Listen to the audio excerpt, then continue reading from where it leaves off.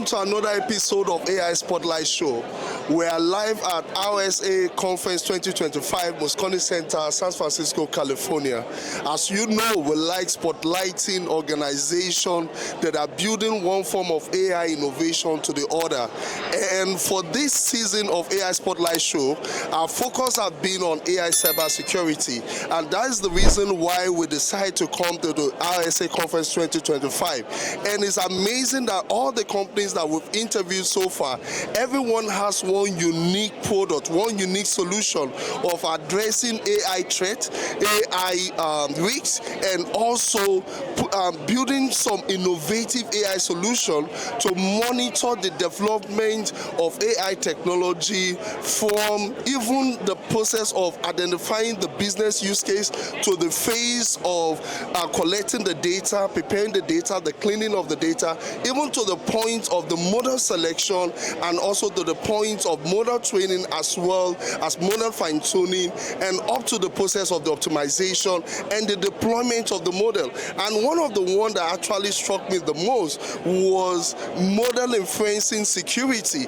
And another one we spoke to was API security. As you all know, all the AI agent, all depends on API integration. And already, these companies are already building very formidable security solution to ensure that organizations have that safe implementation of AI technology. And today, we'll be looking at Relyance AI. And who do we have today? Hi, my name is Zia Syed. I'm the Director of Solutions Engineering here at Relyance AI. Great. Thank you for joining our episode of AI Spotlight Show. Can you tell us what you guys do at Relyance AI and Absolutely. what kind of AI security solution? Our audience are curious. Yeah, absolutely. So at Relyance AI, we're providing a unified platform for a number of different things. To your point, we provide it for AI governance, for data governance and security, and for privacy and compliance. And the intentionality behind our technology is effectively to discover data across the entirety of your technology and data landscape, classify what that data may be, and identify risks around it as it pertains to your AI initiatives. So we utilize a broad set of AI features to be able to do this data discovery and classification. We look to do that classification across a number of different ecosystems within your landscape. So for example, within your third-party SaaS applications, within your data stores, even within your source code, right, the homegrown applications. So we want to discover and classify the data there, and then of course enable an AI governance initiative as well, where you can actually see and find and secure your AI models in terms of how they're being trained using our technology. That is amazing. Now, I would like you to kind of pinpoint what 2-3 AI security solution you guys offer, and in terms like describing it in the form of a product. Yeah. So I'd say the first element of our AI security product offering is the ability for you to understand what data is being fed into your AI models. Okay. So think of this as data discovery for AI models. Okay. The way that this works and then this product is functioning is we run a static code analysis and source code analysis to say what is the data that is being actually fed using your engineering teams and your product teams to train your various LLMs. And if we can actually take a look at that data, we can come back and say, actually, you're feeding de-identified data or non-de-identified data or sensitive data to these LLMs in a way that you should not be feeding it and training these models. So if you have use cases around providing visibility into how your models are trained and with what data, Relyance runs that data discovery and classification for you, so you can go back to your regulators, you can go back to your internal policy holders, and you can say, actually, when we trained this model, we trained it against this data set, and this data set was allowed to be trained against because this is the data that was within it, sensitive or otherwise. That's one example. Okay. Another example of how we're enabling AI-based, security management and risk assessment is we've launched actually an AI risk assessment. So think of the way that typical due diligence happens today. You run a data protection impact assessment template. You run a privacy impact assessment. There's multiple different types of. Sorry, before you move ahead with the AI risk assessment, that one kind of catch my attention. Yeah. Because in terms of risk assessment, we have various frameworks that have been developed by NIST, even by EU, and even Canada have an Canada risk assessment. Then, can you kind of elaborate on what framework was this assessment built? Was it in consideration of different geographical region? Because when you go to Europe, they have a more stringent EU Act regulation, and as well as Canada, and I'll say US are still coming. You understand what I'm saying? Of course. Tell us, Most definitely. I think that for us, we want to go with the strictest and most stringent diligence that's run within these risk assessments. So we've aligned with the EU AI Act as our foundation. Because in that way, other jurisdictions that have AI risk assessment requirements, hopefully it's encompassing the fact that we're leveraging the EU AI Act as a baseline. But of course, we are looking to be geographic specific, right? You have different geographies have different requirements. Like China is Absolutely. an exclusive place. Absolutely. So we have flexibility in our platform to modify the templates that we offer, modify the way that we assess risk, and configure the data discovery and classification that we do. There's a lot of flexibility to say, let's make sure that we see it from a jurisdiction to jurisdiction specific perspective, but also see it from the global perspective as well. Okay, that is amazing. Yeah, you can continue. I know we're looking at the different products. Yeah, absolutely. So I think we talked about the initial product being that data discovery from a source code perspective. The second product being the ability to run this AI risk assessment. Just to round out what we were saying about this AI risk assessment, effectively, any time that you want to... And so in terms of the risk assessment, Sure. Can the risk assessment be applicable to any form of AI models you're trying to build, be it a generative AI, a large language model, or deep learning models like convolutional neural networks, or that has to do with computer vision models? Is that risk assessment applicable, to all of these, models? That's the exact intention. And I think that when you think about risk assessment when it comes to AI, like there are companies who are wanting to deploy AI-based services. Like when you think about AI risk, there's two areas of AI risks. There's the AI risk when it comes to we're building internal systems, right? And we want to assess the risk and make sure that there's security around the AI services that we're building in-house. And every single vendor offering is now an AI offering, right? You have AI built into the offerings that you have because that's a differentiator. So you want to make sure that the way that you're building these models and these services internally, they're built in accordance with different policies like the EU AI Act and protections that you have and obligations that you have to your customers. That's one. The second piece is if you're going to go procure a vendor now, what if they have AI in their services? How do you know, right? Are you going to go procure an AI service? Like Relyance is an AI service, right? What kind of LLMs do they use? How do they train their models? Things like that. And also too, you may be procuring a service that has AI sub-processors. So that's the two different areas of the risks that we play in. It's like the development of AI services for yourself and also the procurement of services. AI application and you got it. You got it. I think that's the part I kind of really like. Because a lot of organizations are using existing technology where the technology provider have turned on some AI feature in their product. And these people, these users, organizations do not know there's an AI feature that's been added to an existing technology, or sometimes they mistakenly turn it on without knowing. It's exactly that. And how do you know? You may buy a vendor for one specific solution. How do you know about the AI sub-processors or AI initiatives that they have within that technology, right? And if you have obligations to your customers or you have policies internally, you may say, actually, that LLM cannot be utilized in the development of this product. You need visibility to that. So that's what we aim to provide in this AI risk assessment is a true evaluation of how AI is being used within these ecosystems that you're looking to get yourself involved in. Wow, I think that is a very innovative approach and an added steps when it comes to complying to responsible AI principles.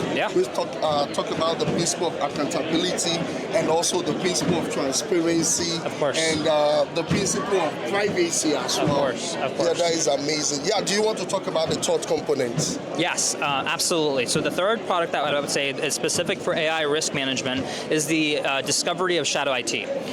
So now, when you think about the ability for us to actually run this analysis against your source code, right? And of course, we run it against your third-party SaaS applications as well. I'll give you an example.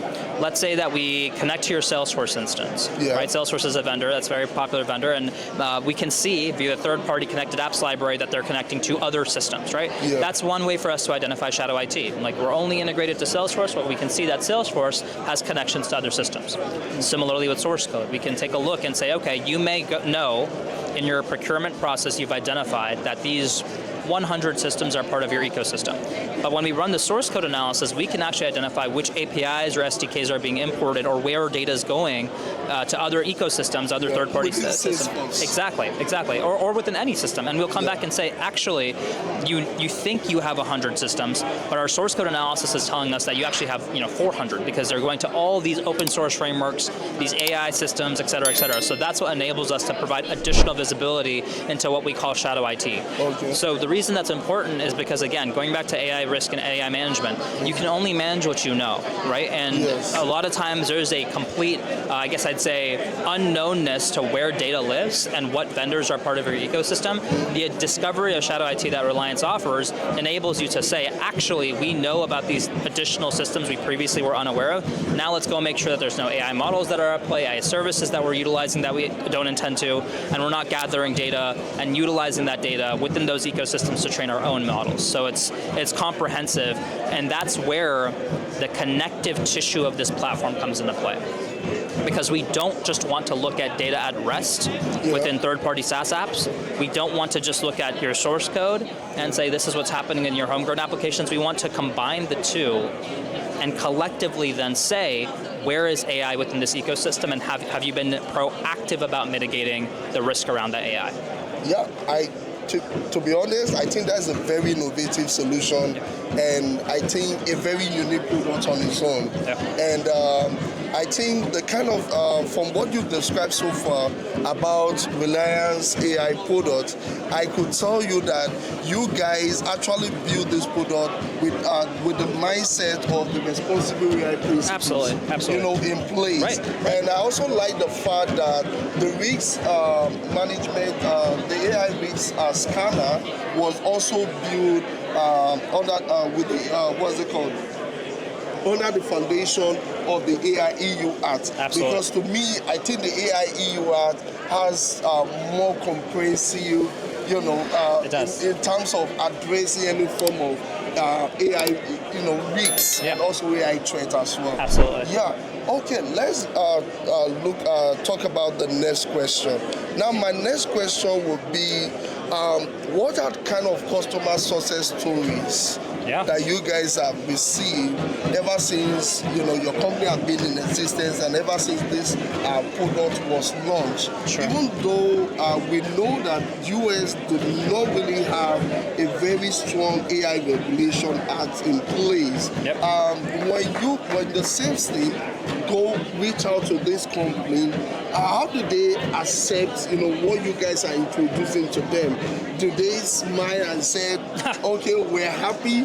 Or do you guys tell them that, come, if you have AI in your system, you are likely vulnerable to this, but we have built a solution that will help you to catch this on time? Yeah, it's a great question. So I think most vendors, when they think about managing AI risk, when they hear about our product and our offerings, it resonates with them, right? So when we present our product, the approach is actually talking about not just AI security, but data security, right? And so we come back to them and we say, look, most of you are, most of our customers have a unique, I guess I'd say, desire to protect data.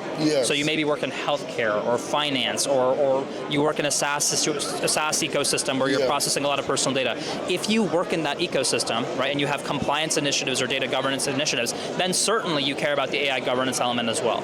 So for us, it's saying, if you care about understanding where your data is, what the context of processing that data is, what the purpose of processing the data is, the location of processing, who has access to the data. If you want to answer these questions and have understanding of your visibility into your data, then Relyance AI is the solution for you. So let me give you a couple of examples. one of our healthcare firms, obviously to stay HIPAA compliant, they need to be able to process data in specific ways. One of their requirements was saying, hey, we cannot enable specific types of data. For our HIPAA compliance, we cannot enable specific types of data to enter into our S3 environment. And we are seeing that. Right now we have a PHI scrubber. Right? And in the it's supposed to scrub the PHI, but even then, we're seeing in S3 from time to time that PHI is showing up. That shouldn't be the case, right? How do we understand how to mitigate this risk? So one of the things that Relyance is able to do, right, is we're able to analyze and understand the origination of that data and the journey of that data to say, actually, the inception of this PHI was here and it started over here, and these are all of the individual hops, the lineage of that data through its journey, all the transformations that have taken place en route to reaching S3. And the reason that's important is because they don't want to have that data in S3. How do they know how to stop it from entering into S3? That lineage is what helps answer the question of where is the data coming from and where is the data going. So that's an example of how we were able to mitigate and enable HIPAA compliance for one of our customers, but it's because we reduced and removed by identifying where this PHI was coming from through this journey, and they were able to remediate at the source. Wow, that is amazing. One question came to my mind right now. Do you guys have any feature like event login, like that help, like when these threats or risks are being detected? Right. How do users or organization kind of go to see this dashboard that has the details of what was detected? Of course. And is there any form of integration with platforms like Splunk, Datadog? Yeah, I don't know if you want to talk about that. Absolutely. So it's a fantastic question. Let me tell you a little bit about the dashboard. The dashboard is where our users go to understand the risk, because as you can imagine, we're processing and analyzing so much data that there's a lot of data that gets populated within the Relyance platform, right? And of course, it's metadata. We're not actually storing your actual customer data, but the idea is it's a massive landscape. So what we look to do in this dashboard is actually provide the top level risks, so you understand exactly how you can go prioritize the actions and the steps that you take. And I'll give you an example. For example, we'll notify you to say, hey, there's a risk that the customer consent you've collected is actually not being, the preferences are not being adhered to because we're seeing customer data being used to train your OpenAI model. And again, because we run the source code analysis, we see the data being fed into OpenAI. We can then track the lineage, like I've been talking about the journey of the data, to say, okay, if I'm feeding name, phone number, age, race information to OpenAI, where is it coming from? We track that lineage to the very top to say, oh, it's coming from the registration page. But on the registration page, we're not collecting consent to do this, or the consent preferences aren't being adhered to. So we will immediately flag this risk. It's not just that we're telling you, hey, OpenAI is collecting this data. It's collecting this data. That's a bad thing. Here's why. Wow, that is really amazing. Then I also ask a question. Is your platform integrated to other incident management platforms like Datadog, like Splunk, and the rest? Absolutely. You asked a question I forgot to answer. I apologize. We certainly integrate with, for example, Datadog is a system that we connect to and analyze logs, metrics, and traces within. We also have the capability to push our risks and insights that we identify to your ticketing systems that you may have, for example, your Jira. We can notify your teams within Slack and so on. So we have the capabilities to meet people within their environments. And of course, we're built on we have the API flexibility as well, I guess I'd say, to be able to pull this information as well. That's really amazing. Then my next question would be, how capable is Relyance AI solution in terms of, will I say, containing new AI threats?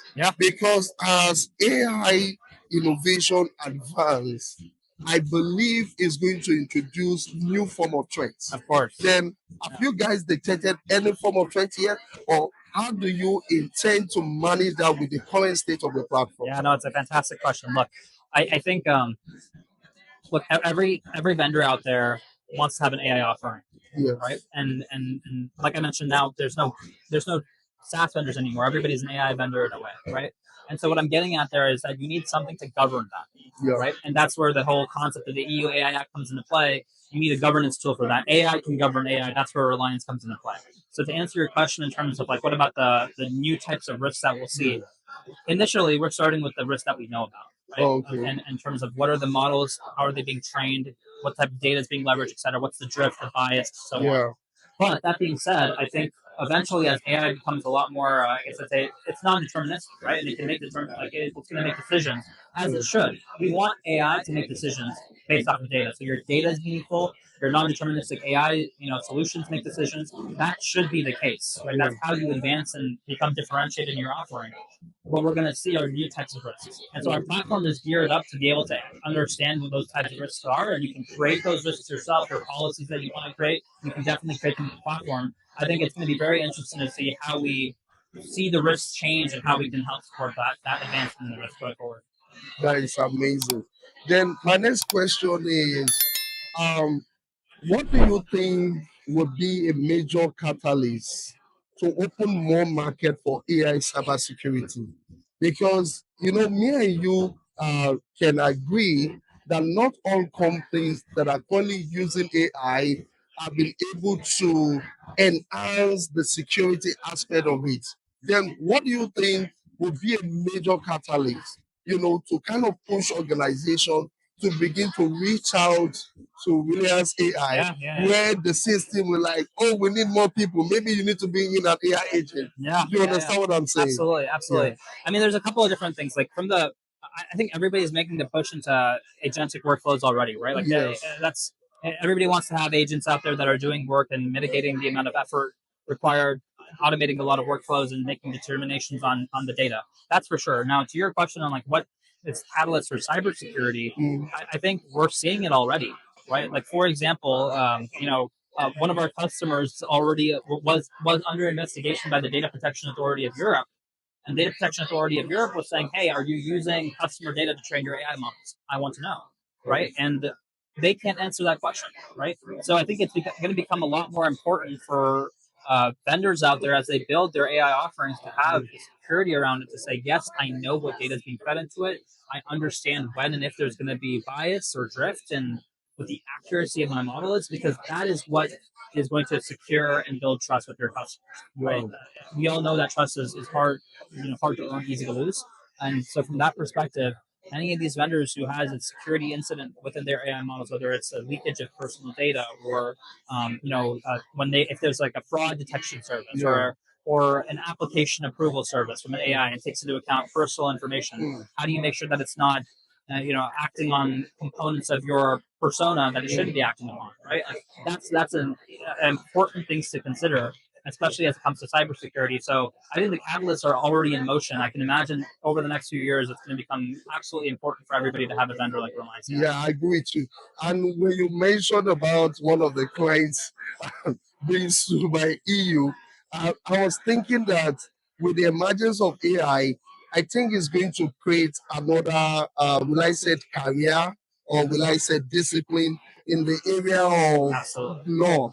Yes. You understand what I'm saying? Absolutely. Because right now that means we need a legal team that have, adept knowledge and understand different kinds of, cybersecurity attacks in the area of AI and how to kind of help the clients or company. You understand what I'm saying? Absolutely. To prove to the government that we're not using data. These are some of the things we put in place to make sure. Absolutely. My wife, Sarah, she's a lawyer at Wilson Sonsini, which is one of the premier technology transaction firms in the Bay Area. Wow. And they're already seeing day in, day out the need to become a lot more, I guess I'd say, eloquent when it comes to and apprised of what's happening within the AI space. Because, like you mentioned, the legal practices are changing. Yes. Absolutely. And I think everything is shifting a lot from, you have your privacy practice, your technology transaction practice, and there's practices in that. But AI is becoming the underpinning to every single thing that's happening here. And I think that it's absolutely important for legal, like you said, legal practices to are they going to evolve, or you're going to have a new practice that comes out that's specific to like how do you make sure that you're compliant against the AI regulations that are out there? What does it even mean? Like one of the biggest questions I have for you, Henry, is when it comes to the EU AI Act, do people even understand what it is? Yes. what it entails, what it means. How are you supposed to be compliant against the EU AI Act? I bet you even the people who drafted it don't really know what they intend. And that's the complexity around this is you have to understand what the intentionality is.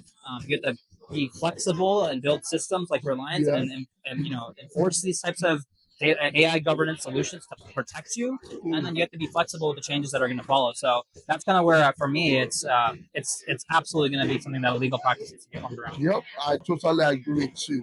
Then, what is Reliance AI doing in terms of helping to contribute to, will I say, AI security education? At the moment, are you guys partnering with any institution Yep. or any certification body in terms of helping people to build a career in the area of AI cybersecurity? No, absolutely. It's a fantastic question. We're doing a number of enablement sessions and training sessions at Knowledge Nets, which is an IAPP. It's one of the. The International Association of Privacy There Professionals. you go. I know There you them. go. They Absolutely. launched a new certification called Artificial Intelligence Governance Professional. There you go. There Yeah. you go. Yeah, And it's a let me profession. tell you how I got to know that Yeah. because this year I started a challenge or an exercise Yeah. to read 4 AI books Sure. with major focus on Yeah. AI governance. Yeah. And I can tell you the title of those books. Okay. The first one is AI Governance, a Primer, and the author is Edward Aiden. Okay. And the second one is AI governance, applying AI policy and ethics to principle and assessment. Sure. And the author is Dr. Daryl J. Carlton. Okay. And the third one I'm reading is an unofficial guide for prepping for Artificial Intelligence Sure. Governance Professional AIGP Yeah. for the International Right. Association for Privacy Professional. Yep. And the last one that we're currently reading right now is titled Responsible AI in Yeah. the Age of Generative Model. Absolutely. And the author of the book is Alameda. Okay. Yeah. Okay. I do that on Instagram every Yeah. day. Yeah. We read that for 30 minutes. That's fantastic. Then Well, hey, you know what they say? Like most people, to become like a considered an expert, or at least somewhat more of an expert in the space, you pick up a couple of books and you read them. Most people aren't doing that these days. So yeah, that's props to definitely. you.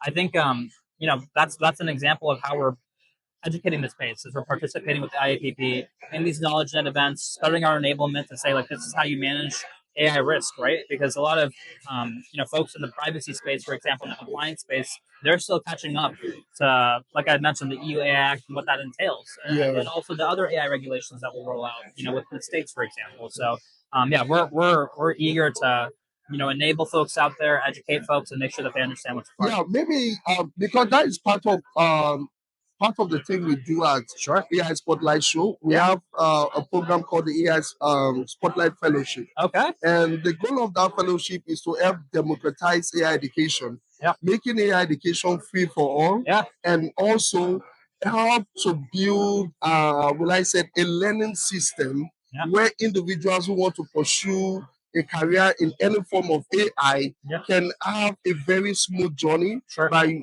making resources available to them, Right. and also partnering with companies like you to create curated learning resources, and at the same time advocating by engaging in book reading and Yeah. different kind of learn exercise that Yeah. could make people to become more knowledgeable and Sure. creating more awareness. Sure. Like now, one of the reasons why I do the AI book reading is to create more awareness Of for course. individuals Of course. that are downloading AI technology on their phone. Yeah. You understand what I'm I saying? do. Yeah. I do. Then because most of them, and one of the awareness I'm creating is before you download any AI app on your phone, make sure you read their data privacy policy. Yeah. If it doesn't have a data privacy policy that states how your data are being used Yep. to ensure they are not using your confidential Of course. information Of for course. training their models, Yep. and how safe are these AI apps for your children and kids. Right. And that is why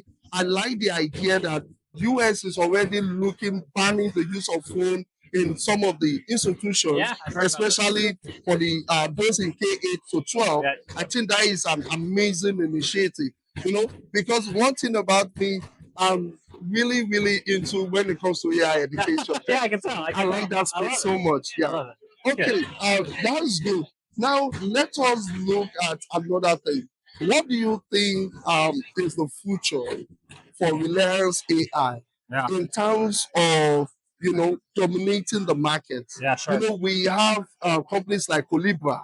Yep. We have what other AI company? I'm trying to remember. There's another two or three AI companies that are well known out there. Sure. And also, big companies like Google already have some, AI security application. Sure. So, how are you guys trying to, gain that competitive advantage, Yeah. in the face of all these emerging companies? So I'll say this, Okay, and so bear with me because it's going to sound arrogant, it's fine. but in just the next few years here, if not sooner, Reliance will be the categorical leader in AI governance worldwide. I agree with Absolutely you. believe it. The reason for that, to your point, in terms of how are we getting that edge, how are we, dealing with competition out there, whoever it may be, enterprises or otherwise. For us, everything is rooted in technical differentiators. Yeah. And so rather than going out and doing flashy marketing or anything like that, everything is rooted in building a product that actually supports the initiatives that are being set forth and the challenges that customers are facing today. That is why we went and built source code analysis. Most, if not all, DSPM solutions today, when they think about data discovery and classification, it is all done at rest. That's it, right? It's siloed individual data stores. Let me go and tell you what data you have there. That's it. We'll just classify it. No business context, no obligation management, no understanding of how it got there or where it's going. Now you have some DSPM solutions and other solutions out there, enterprises included, that will say, "Oh, we'll offer you data lineage." In fact, so many people at this RSA say the words data lineage, and it means something completely different from what it should be. You're right. Data lineage can't possibly mean, oh, within one ecosystem, let me see the joins and the other operations that happen within the SQL database that goes from two different databases to one. That just can't be what it means. Data lineage really truly has to mean what is the entire life cycle and journey of data from its inception to its final destination and every single hop in between. So that's why we built the analysis of source code. That's why we built the analysis of your runtime application. And for us, that is what is going to be what sets us apart in the marketplace. Is we are constantly thinking about the picture from the perspective of what is the intention and what do people actually want in this next generation of AI governance. That's also why we built contract analysis. Most vendors on the marketplace today, if not all of them, nobody really offers the ability to analyze your customer, partner, vendor agreements out of the box, extract the different provisions, and say this is what you have to do to stay compliant. Right, and that's just one element of controls. What about your policies that are homegrown? What about your NIST and ISO frameworks? Right, how do you make sure that you're compliant not just against one or two, but the entirety of your control ecosystem? That is what Relyance aims to do. So to answer your question, we're really thinking about it from the technology perspective, and we're letting it speak for itself. Yeah, that is very insightful. And this brings us to the end of the interview. Sure. And my last question for you would be, what would be your three takeaway for our audience? Yeah, I would say to the audience, first of all, great spotlight show. Thank you. Keep watching. That's what I would say is my first takeaway. No, keep an eye out in terms of like the AI initiatives that are taking place there. Globally, I think it's incredibly important. It's going to change the way that people interact with each other daily. People interact with the products that they have, the solutions that they use, the way that they live and breathe and educate and celebrate and enjoy. Everything about that is going to be driven by AI. So you really do need an AI governance solution out there, right? Everybody talks about, oh my gosh, like you're going to bring Terminator to life, right? And like what's going to happen if Skynet takes over or whatever it's called. I mean, you need an AI governance solution, not for those reasons, but because it is really important that the way that your models get trained, the way that you procure AI-based services or develop AI services, there's security around that. And that's where Reliance comes in. So that's my first takeaway. Second takeaway would be make sure that you understand what your obligations are, right? Like it's important. If you don't, there's no point in understanding what's happening within your data technology landscape if you don't understand the business context and if you don't understand what your obligations actually are. That's what's all Yeah, you have to understand the so what of the data, right? And the third and final takeaway is, hey, RSA is a lot of fun. Meeting people like yourself, Henry, has been fantastic. I would say keep yourself educated, right? Like education, like you mentioned, Henry, is really important for you. For anybody out there who's listening to this, who's thinking like AI is interesting, but it's too complicated, it's too dense. How do I get myself, my feet wet? It's not that hard, right? There's resources out there for you. Follow along Henry's book reading, and you'll find that you'll get familiar with it very, very quickly, and then you'll be able to be part of the conversation that's changing the world. So that's Thank you so much for joining us on this episode of AI Spotlight Show. Wow, what a great interview. I believe we've learned so much. And to me, I think there is another aspect of AI cybersecurity solution that we are getting to know from what Reliance AI. And I agree with what he said. I see the future for Reliance AI to me, I think is very great, very promising. Even my prediction is probably one of these big names might acquire Reliance AI, just like one that was acquired by Google for 32 billion or thereabouts. And the company was just 4 years in existence and it was acquired. And definitely, I can tell when I see a company that has a great product. Um, One of the things that we're trying to also do is to create a learning platform or a platform where people who are interested in pursuing a career in AI cybersecurity can have access to some of these resources. And I believe we are going to partner with Reliance AI to see how we can create some curated learning content and see how we can build some content that are kind of focused on the kind of solutions that they build for individuals who want to become maybe expert, maybe AI governance expert, or someone who wants to become a responsible AI expert. Then Reliance AI technology will be one platform that you want to access for yourself and become an expert in terms of helping organizations on how to appropriate and how to leverage this technology to ensure that they comply with AI regulation and they comply with responsible AI principles. Thank you for joining another episode of AI Spotlight Show. My name still remains Harry Onowale. Talk to you guys soon and stay tuned to our next interview.